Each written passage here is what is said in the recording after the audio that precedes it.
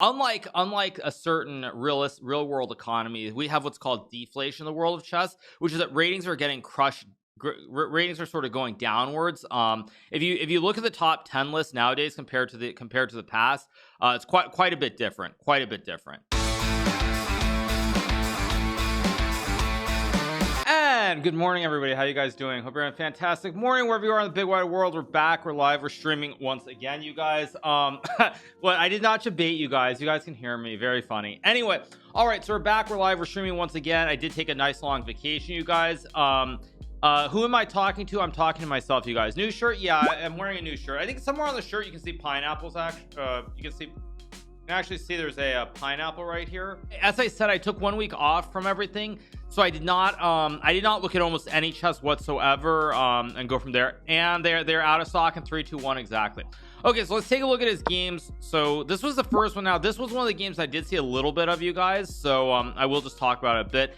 Thank you to Jolik, by the way, for the Prime, FRKN for the Prime. Thank you to Jerome for the Prime. Thank you to George for the Prime. Thank you so much to Joyce Sarosa for the 5, X2 for the 9, IFRX Fridges for the 2 months. Thank you to Sergio Chion for the 15, Shaydoc for the 10, El Wizzle for the 4, Billy the Kid for the 11. Thank you to Singenator for the 15, and Hilo for the 4 as well. Thank you so much. All right, so let's take a look at the game. So E4, C6, Knight F3, D5. All pretty standard so far. I've played this many times myself in many blitz games. Black gives up the bishop pair in return. White tries basically to go for quick development, open up the diagonals, use the bishop pair. Why not pineapple shirt? I'm not wearing a pineapple shirt today. Anyway, okay, so let's go through this game. This was actually a very weird game. I remember when I was looking at this game, because the computer actually said that Alireza was doing very poorly in this game out of this opening. He played this development move, knight g6, h5, a5, trying to take a lot of space here sort of on the wings of the board. Again, white doesn't have a lot of play in the center because it is a closed structure here, so you can't really break easily with f4, f5, or c3. But it is a little bit preferable for white. So f4, e5. How dank? Yes, it is pretty dank. Castles, knight d7, knight d2, bishop d6, a4, knight f6. And somewhere around here, I remember looking at this game, and white was quite a bit better. What should have happened is that Ragger probably should have gone king h1 to follow up with a knight takes d4 idea. Of course, you go knight takes d4 here. There is bishop c5, which does pin the knight here. And if after c3 takes queen d4, king h1, knight f2 takes. Black is simply up an exchange and close to winning. So king h1 might have been a little bit preferable. Ragger played knight d2, which I also thought was a pretty good move at the time, knight h7, and now he played this strange move, knight c4. What he should have done here was he should have gone bishop f4, and if he had played bishop f4, it's worth noting that Alireza would have been in a lot of trouble here in this game. As you guys can tell, this position is close to lost for black. Again, you know, easier said than done afterwards. Well, thank you to Helsik for the 10 gifted. Thank you so much to Helsik, appreciate it. Thank you for the 10 gifted subs. Thank you so much. Anyway, so as I was saying, if this had happened, there's a good chance Alireza loses this first game, and the course of history is completely different. However, Ragger does not play bishop f4 here. Instead, he plays this move, knight c4. And the reason this is so bad for black primarily is because white is getting a great outpost here on c4 with the pawn supporting b5. Additionally, there's a jump to b6. Also, black can't really figure out where to castle here because he's pushed pawns on both sides of the board. So this would have been really bad. And like I said, I think there's a good chance Alireza would have lost this game if Ragger had played bishop f4. But for whatever reason, he didn't do that. Now, I guess if I had to guess as to why he didn't do it, he probably didn't do it because after rook f4, knight f6, rook f1, he thought that after queen c7 here, it was hard to sort of take advantage of the fact that Black will be able to castle eventually, and he does have a great grip on the g4 square. Again, with a lot of depth, computer says that white is much better after queen g3, knight c4. There's also a trick with rook g4 here. Say black plays, I don't know, a move like castles. After rook g4, white wins the game because the rook protects the queen, and black simply loses the knight. So this is really bad. Really bad for black is my takeaway. But I would say this was one of the few games in the event, I mean at least the few that I saw, where Alireza was legitimately in a lot of trouble. But again, Ragger did not do that. Instead, he goes knight c4, allowing black to trade. And now after bishop h2, king h1, bishop c7, position is fairly balanced here. White king is a little bit airy on the h file. Black can always like try to open it up here. Additionally, there are a lot of dark square problems for white as well. So even though white gets a great knight on c4, there are a lot of problems here on the dark square. So this would have been this already is kind of getting a little bit out of control. So bishop g4, queen g4, rook f3, castles. Again, still pretty standard. E5 is played here. Probably not the best move by Ragger. In retrospect, obviously there are other moves that are probably better, but he goes to e5, and after rook e8 he trades rook g3, allows b5, and after knight d2, rook e5, rook g4, rook e2, knight f3, c5. Black is much better here. I'm not going to go through the game all the way to the end. I don't really want to spend hours upon hours doing a lot of recaps today. So for the first game, I'll probably stop about here. As you guys can see, the position's already very much out of control. Black is quite a bit better. This bishop is amazing on the dark squares. King can't get out. Additionally, you have a lot of weak pawns here. So after you play like a b5 or c2, these pawns are weak. d3 is weak. Black has a very solid position here, and it's really tough to play. And again, obviously Alireza did go on to win this game. So that's the first game that I want to start with. We'll keep going through a bunch of these games. Why did he go e5? Even Amir 2000 sees it, loses the pawn. Okay, so I guess if you guys want me to explain like specific move choices, I tried to explain the reason he didn't play bishop f4, which was very strong. Now the reason he went e5 here is that I think that what I think is that Ragger, let's look at it this way. So at the higher levels of chess, when you play the game, you're looking for what we call candidate moves that I don't want to say they make sense, but moves that intuitively feel right, sort of based on the pattern recognition and where the pieces are. Certain moves just make more sense. Now in this position, I'm guessing that the reason he played e5 was that he thought that he was really worried about b5. He was also worried about queen g5, and he thought after e5 b5 maybe he could plop the knight to d6. That's my guess. That has to be the logical explanation, because he figured, okay, I close the diagonal, and at b5 to try to remove the knight, I can jump into d6. That's the only logical explanation I can draw behind that move. I can't really draw any other explanations. Only explanation that I can draw, you guys. I think you to Easy Kid for the 500 bits. Thank you to Goo for the 17th. Javiamont for the 7 months. Thank you so much. Thank you to Jopa Q for the 3 as well. Sorry you guys if I'm talking a little bit slower than usual. Obviously I took 10 days off, so I'm trying to work my way back in. I haven't taken a break this long since I basically started streaming at the start of pandemic. So yeah, that's why it takes me a second to get into everything. Anyway, as I said, I think that's the only logical explanation to e5. That's all I can guess. In terms of it. Is 2900 possible? No, it's not. Now I'll get more into depth about things later on, but this is just the first game. So let's move on to the next game. Next game was a game that was played between Alireza and Sarah. Just that game actually was not a very exciting game. This is a pretty, or wait, sorry, wrong thing. This is a pretty straightforward game, but we'll go through it anyway. E4 c5, knight f3 d6, d4 trade, knight f6, knight c3 a6. So we get the knight orf right here. H3 G6. It will be possible in 10 years time, more inflation to come. I highly doubt it, and the reason is because I think unlike a certain real world economy, we have what's called deflation in the world of chess, which is that ratings are getting crushed. Ratings are sort of going downwards. If you look at the top 10 list nowadays compared to the past, it's quite a bit different. So H3 G6 is played. G4 knight C6. Whoa, thank you to Black Maestro for the 5 gifted subs. Thank you so much. Thank you to Suzanne and Jill for the 500 bits. Thank you to Gradient for the Prime, Slim G for the 19, Fearless Bird of Paradise for the 11, Cole Dixon for the 2, 3 Singing Fingers for the 9. Thank you to Monkey B, the Milks, and Darion with the Primes. Thank you so much. Okay, so bishop e3, they trade. Bishop g7, castles, queen b4. This is actually something that I've seen is very similar to a game that was played between Sergei Karyakin and Samuel Shankland in the FIDE World Cup. Normally black plays bishop g7 with an early knight e4 and then bishop e6, but trading is a little bit unusual.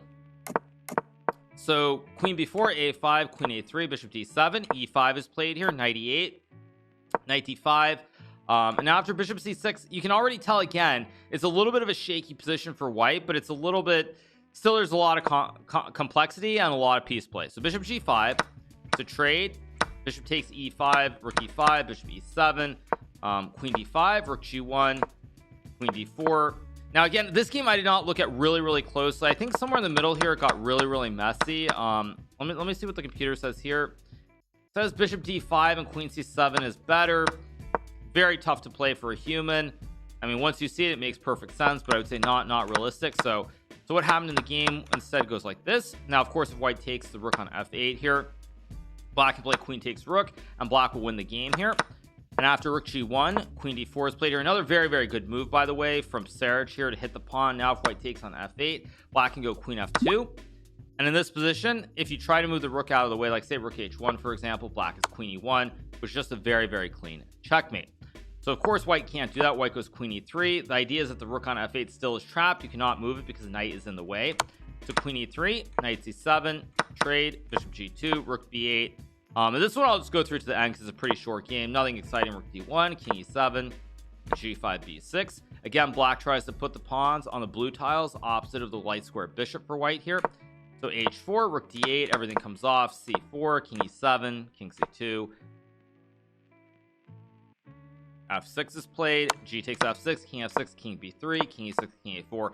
And this game ends in a draw because black will just wait with king d6. White can maybe go b4, but after takes h6, something like a4, g5 trade. Eventually pawns are going to be traded here. White can also just start waiting on the king side with bishop f3, g2, and it will end in a draw. Alireza is currently, I believe, number 2, not number 3, but maybe I'm wrong. Maybe I'm wrong on the ratings. I didn't look closely at that this morning. So yes, this game was pretty boring, not very exciting. And now we get to the games that I also have not looked at all. Thank you to Road to GM for the raid with 168. Thank you so much, appreciate it. Thank you. So yeah, so these are the games, you guys. As I said, I went on vacation for 1 week to Hawaii. So those of you guys who are not aware, I took a week off. I went to Honolulu, which is why I was away for 1 week, and why we're chilling. I'm actually going to mute the alerts, I think, for a second.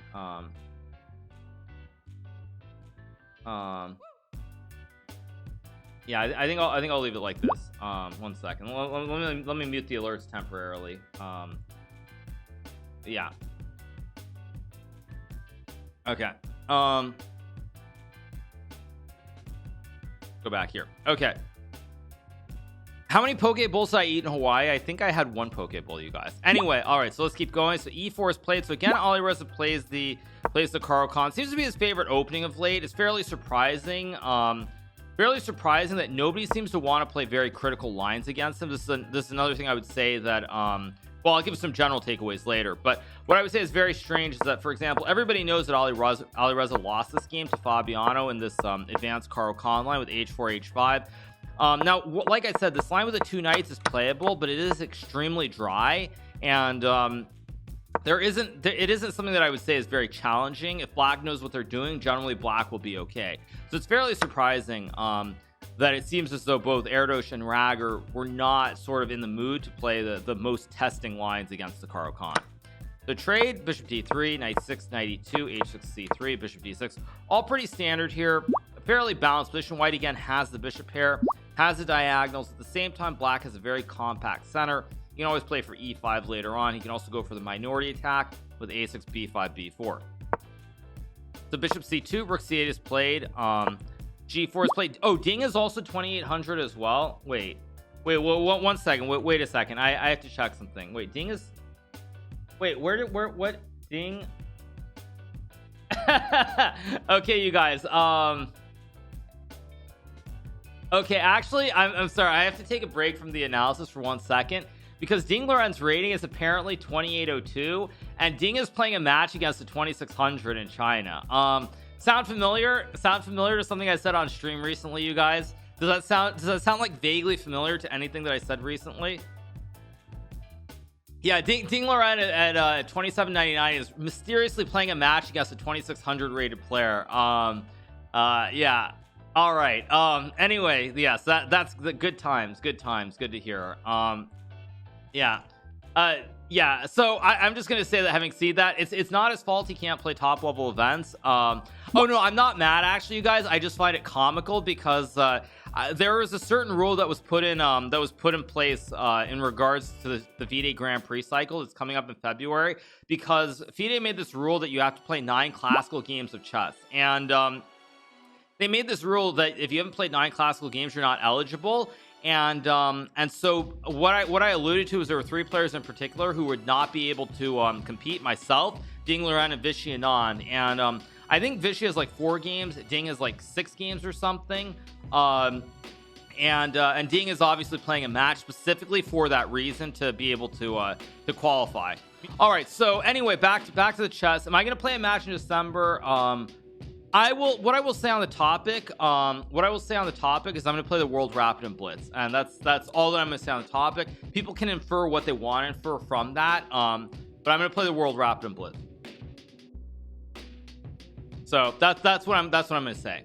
Thank you to Phantom for the Prime, Poshole for the 3, thank you to Millsat for the 6, thank you to the Real Milky Tech for the 11, Minnesota Twins for the 9, Road to Chess Master for the 16, and Bikes for the 29. Thank you so much. All right. So G4 is played here by White. Alireza plays King D7. Now this is a strange move, perhaps. I mean, I think that probably at the moment Alireza was not sure about playing the center. Probably E5 is a little bit better here, but it's a little bit unclear because after takes, White can go like Queen G2, and you're worried about like Bishop F4, Bishop E3, castles, and so forth. So it's a little bit all right. So E5 would have been a better try, perhaps, but like I said, Alireza was probably worried about Bishop F4, castles, a lot of play in the center of the board.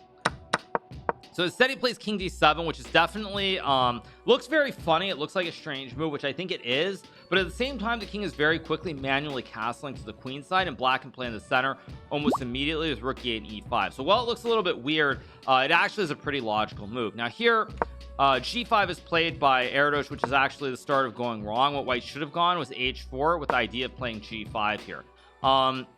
If White goes H4 and G5 in this position, the idea is to put pressure on F7, and computer says after King C7 takes rook H1, Queen H1, Knight D7. Probably after a move like either Bishop E3 or Bishop D2, White should be a little bit better. I mean, computer says Queen F3, Queen E7, and then probably just Bishop E3, and White should be better here, but again, it's not clear cut. That being said, I do think that someone who was a little bit stronger than Erdos definitely would have played H4 and G5 rather than what happens in the game, which is G5, because now after White takes on G5, once black goes King C7, you'll notice that White can no longer remove this knight. Sure, you have a bishop that pins it, but you can no longer push a pawn to undermine this whole chain from F7 to D5 here. So this is a very serious mistake. White is still better, of course, but it's not anything to write home about here after castles and King B8. Giving Magnus a 0.5% advantage. Yeah, what I would say is that yeah, again, some of these opening choices from Alireza, like against Ragger and against Erdos, are not best, but again, it all depends on the quality of the player you're playing against, and understanding what sort of positions they like, what they don't like, and how they're going to play. So rook G1 is played, B5 played here by Alireza, and even though it looks like you're pushing a pawn in front of the king, which you are, with the rook on C8 here on the C file, and the king able to go to the corner, combined with sort of the closed center here, this is completely reasonable. So after A3, A5 is played here. Erdos plays Queen D3, Queen B6 is played here, basically going all in on the queen side, trying to play for B4, trying to open up the A and maybe the B files as well for the queen and the rook here. Really aggressive. So now Bishop F6 is played here, and you'll notice here that after takes, rook G7, Queen B7, that once again, there's nothing really happening on the queen side, or on the king side I should say, and black's really threatening to double up on the C file, trying to attack here, and again, black's position is much better. So rook G1 is played here, rook G1, B4, A4 is played, Bishop F8, nice move, rook H7, Bishop H6, King D1, F5. I don't know about F5 actually. Okay, computer says in depth is best. I was thinking there's B3. There's also maybe some BC3 trick here, but I guess the problem for black here is that you also kind of want to close down the diagonal. So F5 does make quite a bit of sense the more you think about it. So trade, rook G3 is played here, rook C8 of course, nice move, King E1 takes, Knight E7, and now the problem is basically White has a weak queenside structure. There's Queen B2 coming in. There's also Knight G6, F4, Knight H4 as well. Just a very bad position for White. So King F1, King A7. I guess the idea behind King A7 is that after Knight G6 he was maybe worried about Queen B5, trading off the queens perhaps. King A7, rook G1. What's my highest elo? 2819 I think. Unofficially 2819. I think I'll publish 2816. So Queen A6 trade, Bishop D3, King A7, Bishop B5, Knight G8. Okay, actually the weird thing is somehow Alireza is not actually much better here. Really interesting. Very strange. Yeah, I have to say, I mean, I have to say this is one of the things that I will add is that, you know, it's very easy for me to say things about like 2600 level players because I mean my rating has been significantly higher for a long time. But one of the big differences is that I do think that if White had been like a 2700 plus player here, there's a good chance they still lose the game, but they would have put up far greater resistance than I think Erdos does here, because now he gets the rook to d3.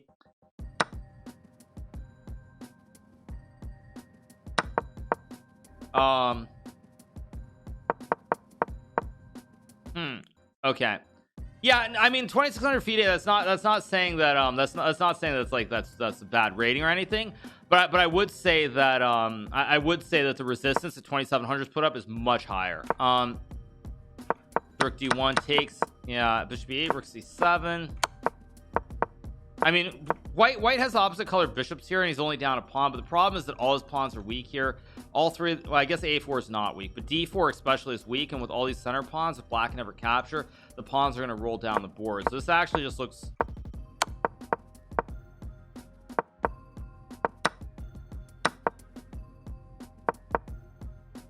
I'm a little bit confused by this game. I am gonna say I'm confused by this whole sequence of moves. First of all, let me see here. I guess the problem with taking on d4 is that white gets h6 h7 here, so I can understand king d8 king e7 on. Okay, and if you take here, there's still h6 h7 h8, I guess. So okay, so that makes this king f6 here, takes king g4 king f3.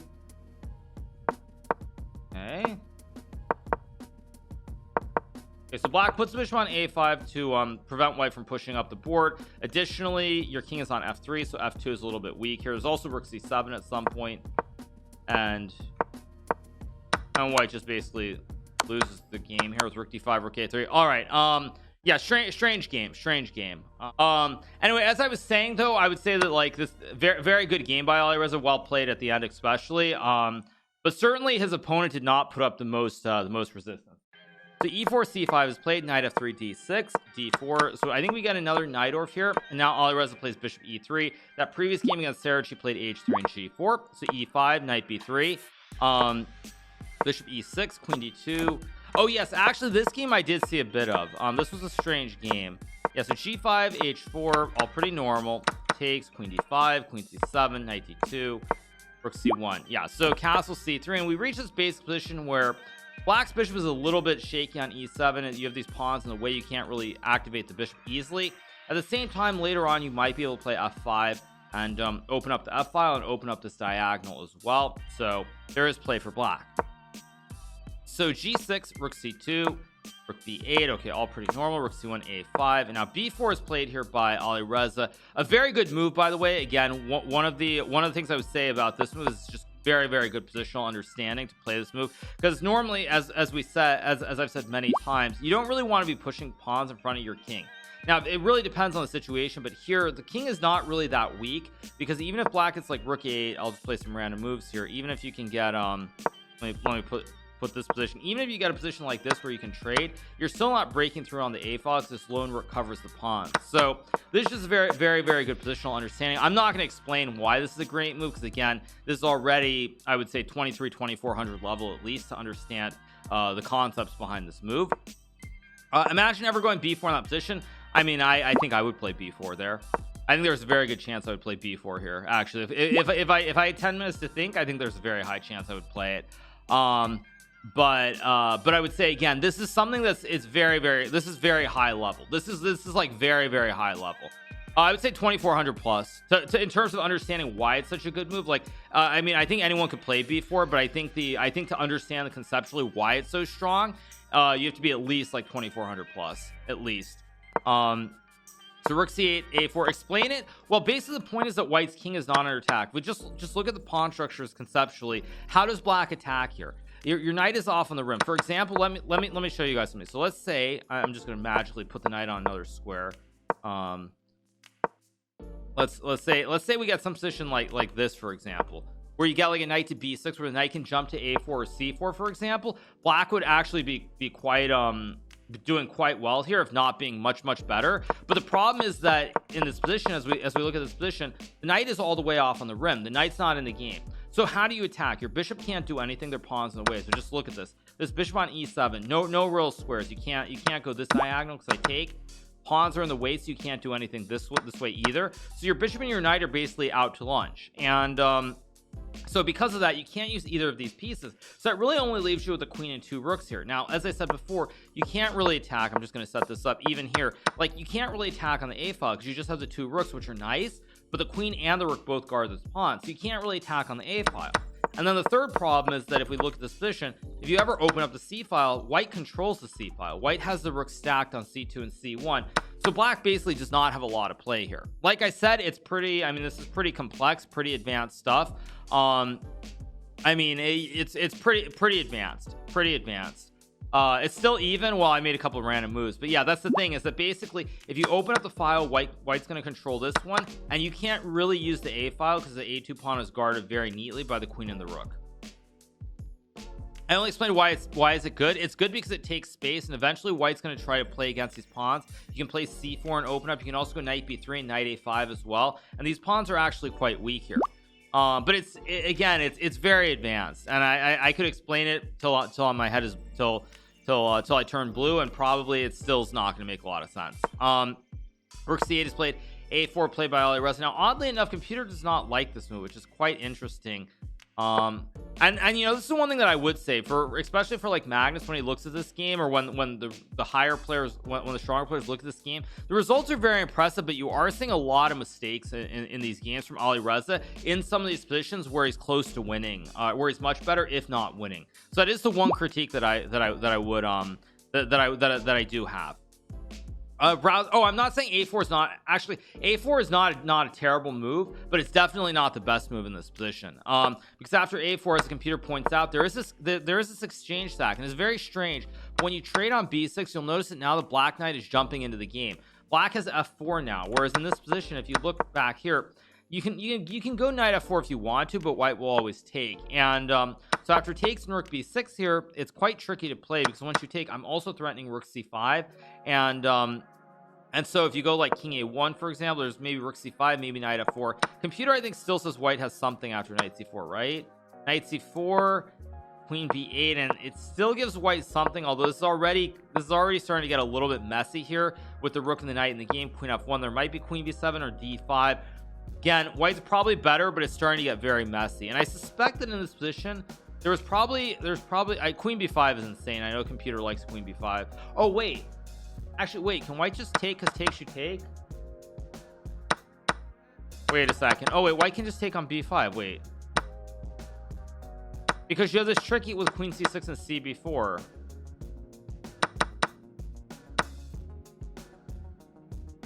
Wait, this actually just looks very good for white.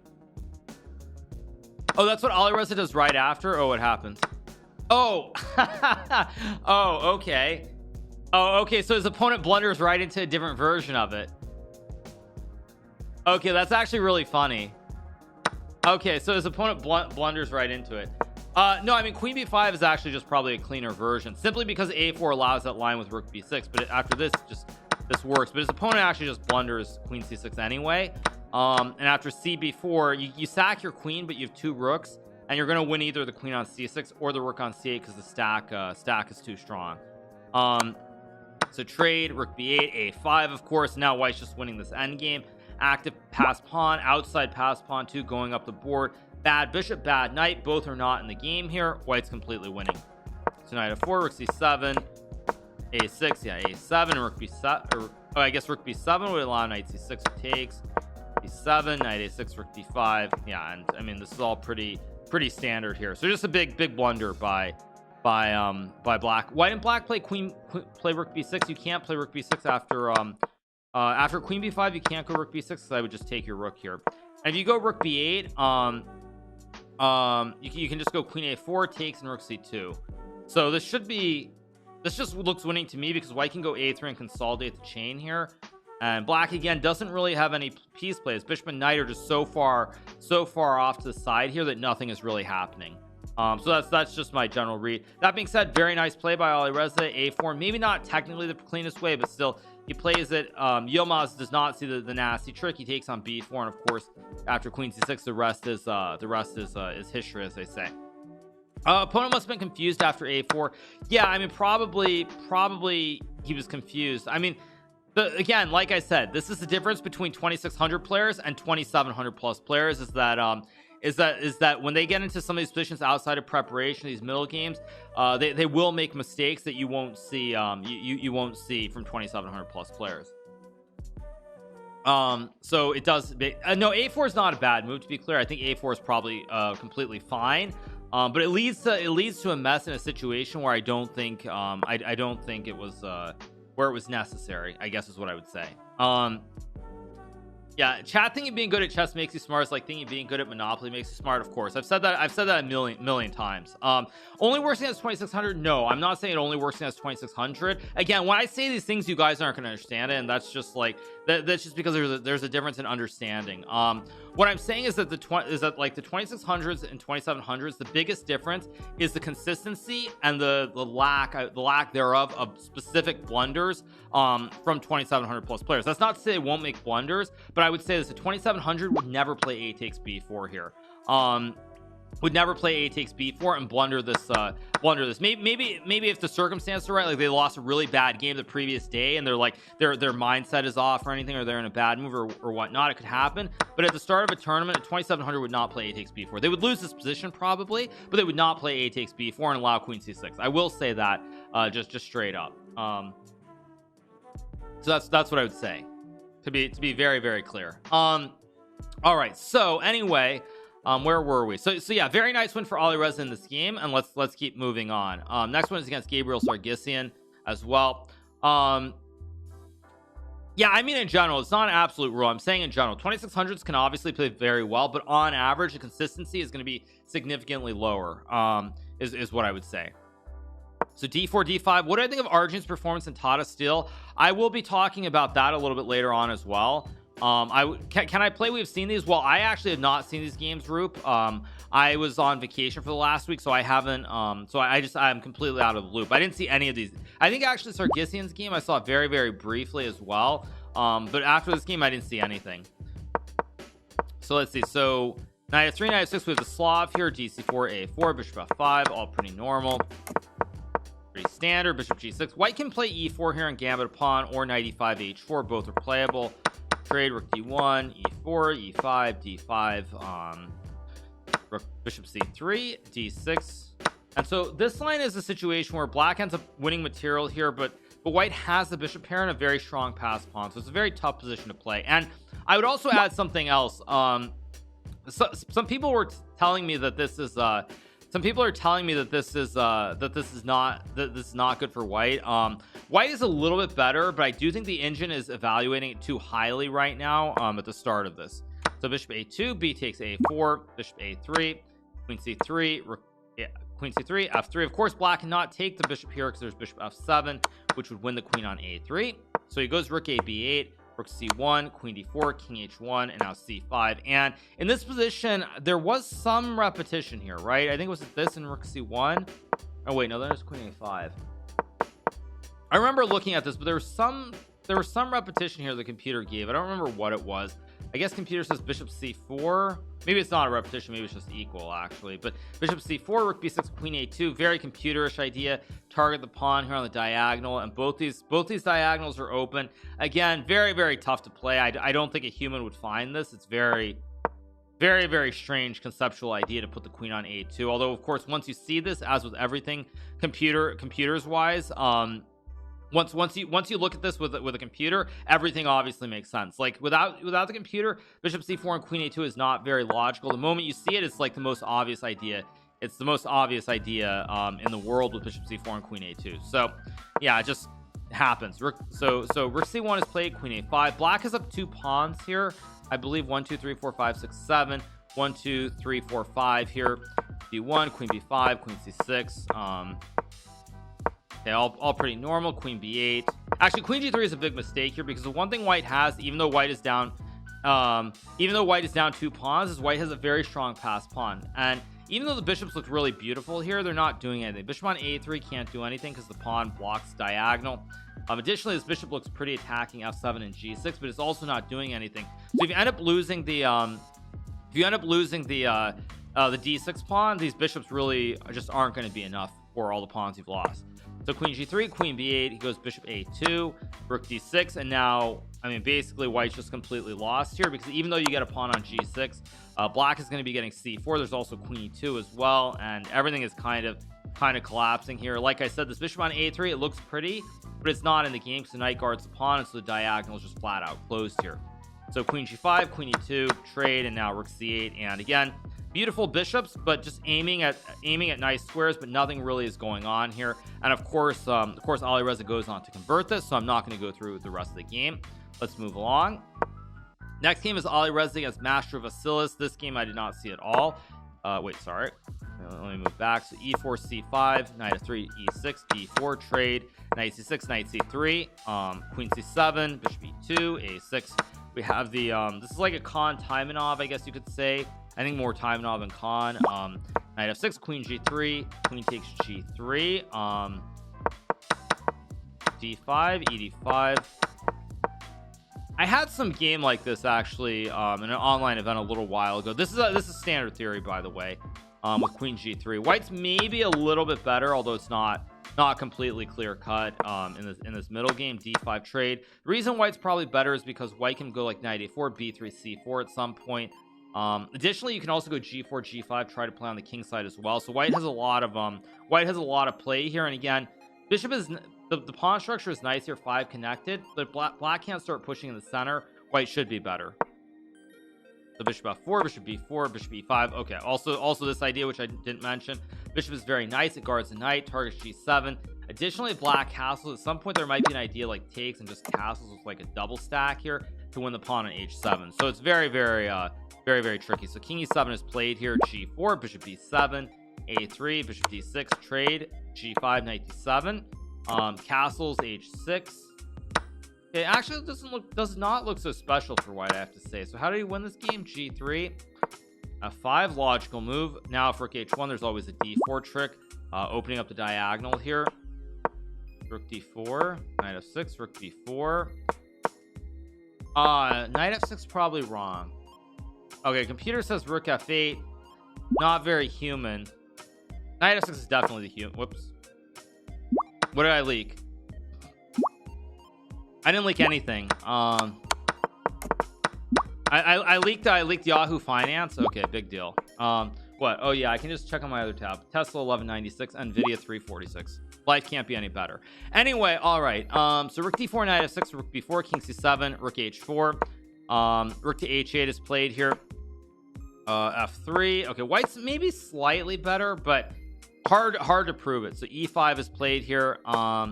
Knight a4, a5 is played, knight c5, bishop c6, f4. Ooh. Oh man, what is e4? That's a terrible move.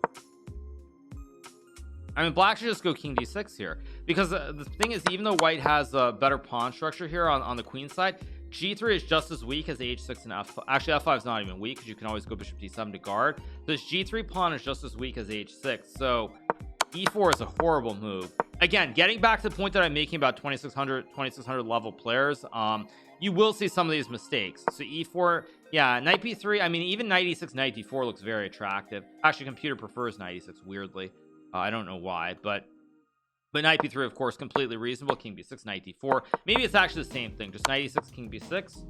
Yeah, it's the exact same thing. You go knight d4 anyway, so it doesn't matter which knight square you go to, or which square. Knight b3, knight d4, of course, bishop d7, bishop h5, rook g8, bishop f7, g7, bishop e6, and now you have rook h6, and now you win material, and with it you win the game. If white goes rook f7 or black goes rook f7, you take. Now you have knight g5. Very good. Very well played. I guess rook h8 is playable here, but still, I mean, after bishop g6, this looks pretty bad. You're going to lose the pawn at f5. h6 is still very weak. Your pawns are blockaded in the center. So, I mean, typical computer says you can go king c5 and just a4, and nobody cares about the pawn. Takes and just h5. Yeah, okay. Typical computers. They don't care about material. A pawn is a pawn. Nobody needs it. But for a human, you're not going to really see that. So again, hard really to fault black for not playing this. Instead he goes rook g7, bishop e6, takes, rook h6, bishop d7, king c5, knight b3, king c4. Oh, actually, this is kind of interesting. Wait, black's king is getting to e3 and f2, and there is a pawn to run down the board. Wait a second. So takes, king c5. Rook d6 is actually a big blunder, apparently.